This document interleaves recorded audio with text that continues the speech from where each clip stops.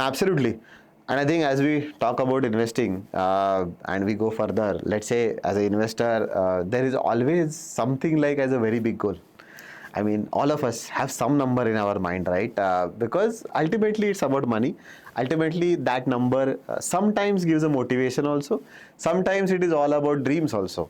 And for most of, at least my friends, what I have heard since our childhood, that number sounds to be 100 crore. Because वो होता था कि यार 100 crore club होता है. I mean, so that was the big thing when I was growing up and in the last, I think, decade also. So if someone is genuinely looking at that 100 crore as a big dream, how do you typically advise? And definitely, is that possible, first of all? Should one chase that? That is second.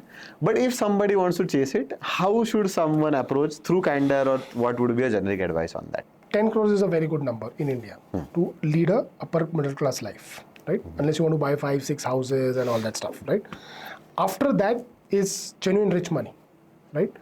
So the question is, what number are you starting at? And how many years do you have?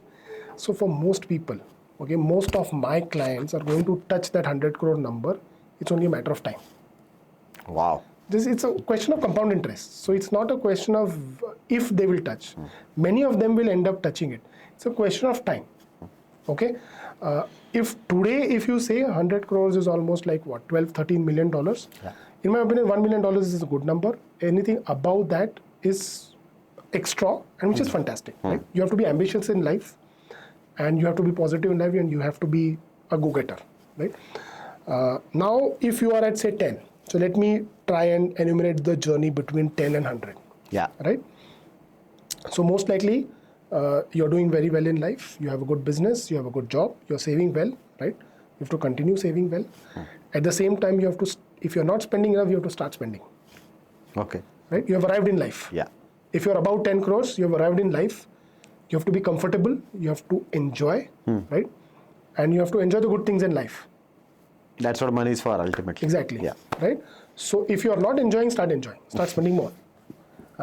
I don't like spending more, but if you're spending less, then, start worrying too much about spending, for example. Don't restrict yourself. Don't splurge maybe, but don't restrict yourself. That's the correct way of putting it. Don't splurge, but, you can afford it. Yeah. Right? Number one.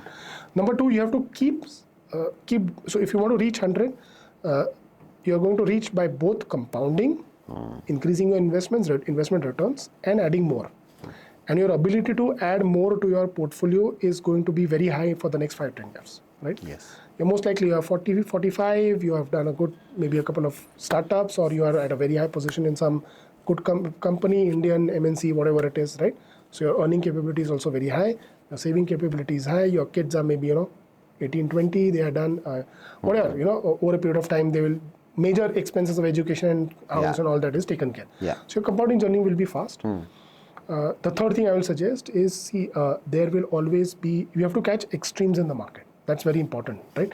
Markets are going to go up, markets are going to go down. So we have to be cognizant of ups and downs, not be worried. But at the same time, when the market, the easiest thing to do is to catch low valuations. So when the markets are down, we have to bring money, deploy. Wait for the amount of time. Its compounding is going to automatically take care of itself. Money badega. Money attracts money. More opportunities will come. The mistakes that you don't have to make is, don't try to make it too fast. If you give it enough time, it's an inevitability. Even if you try to spend a lot of money, you will reach 100 crores. So for example, what happens after 10 crores also, I'll tell you. So people want to buy commercial real estate because they want diversification, right? Commercial real estate is going to give you 4-5% yields.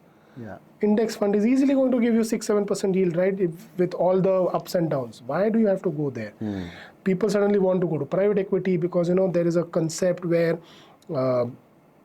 private equity returns are not linked to the market. The reason they are not linked to the market is because they are not liquid. Yeah.